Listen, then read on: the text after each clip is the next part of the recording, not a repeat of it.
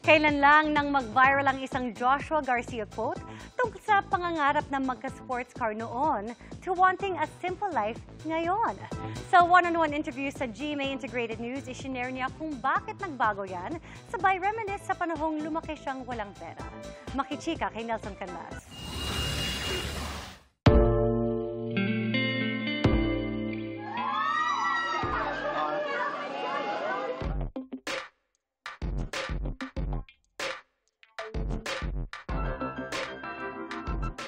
Heart-to-heart ang naging usapan with Joshua Garcia nang sumalang siya sa GMA Integrated News Interviews.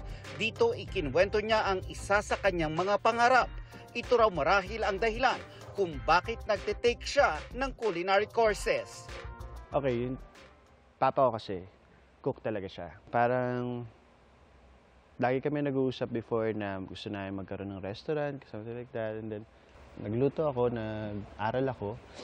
And para sa akin kasi parang another way siya na maipapakita mo yung pagmamahal mo sa importante sa'yo, di ba? O sa mahal mo sa buhay.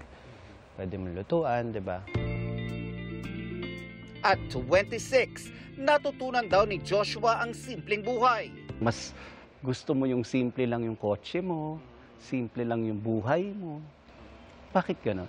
Nung una kasi, syempre dahil bago lang sa akin lahat ng yun, binibili ko talaga lahat ng gusto ko. So, gusto ko ng sports car, Dodge, bumili ako.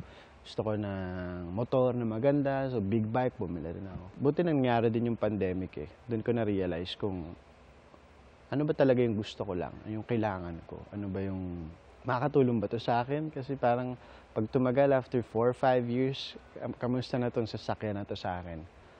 Doon ko lang din na-realize lahat kung ano yung mga importante sa akin.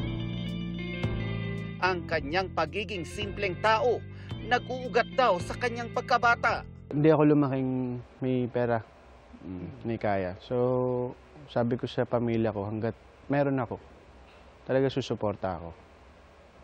Kasi pag dumating na ako naman nang wala, sila yung susuporta sa akin.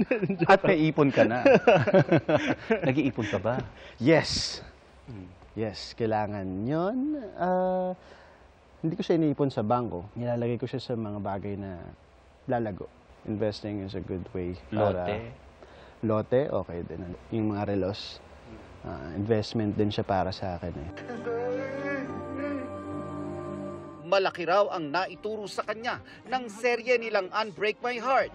Nagpapasalamat siya sa kanyang mga nakatrabaho, lalong-lalo na kina Jody Santa Maria, Gabby Garcia, Richard Yap, May Bautista at Will Ashley.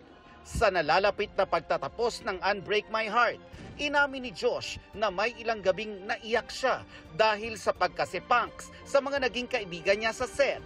Ganoon din ang sinabi ng kanyang leading lady na si Gabby. We already built a relationship on and off cam with everybody, so it's a bittersweet moment. I'm really grateful that I've worked with a partner who is really generous, who's very kind, and I hope we can work again together on a project soon.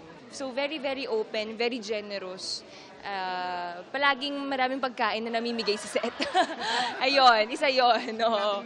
Laging may baon. Lagi siyang may basket sa taping. Thank you, Gabby. Thank you sa kind words. Ako with Gabby, hanggang lang ng pakiramdam ko with Gabby. Like, gusto ko yung presence niya. Pag nasa taping kami, na stressful yung araw. And ang laki nung naitulong niya sa akin sa taping. Like, pagka nahihirapan ako humugot ng emosyon ko, kahit hindi niya kailangan umiyak, lalapit siya sa akin. Alis muna siya dun sa blocking, tapos lalapit siya sa akin. Dadamayan niya kung gusto makaiyak ako. Ayoko lang na pagsisihan mo na hindi mo... Sa huli, muling nagpaalala si Joshua sa mga manunood na tutukan ang mga nalalabing episodes ng Unbreak My Heart. Mapapanood ang Unbreak My Heart sa GMA Telebabad 9:35 PM pati sa iba pang mga GMA channels. Mapapanood din ito abroad through GMA Pinoy TV at TFC. Nagsistream din kami sa View, I Want TFC at gmanetwork.com. Nelson Canlas, updated sa Showbiz Happenings. Para sa mas mahabang chikahan, visit and subscribe to GMA Integrated News on YouTube. At para sa mga kapuso natin abroad, samahan nyo kami sa GMA Pinoy TV at www.gmanews.tv.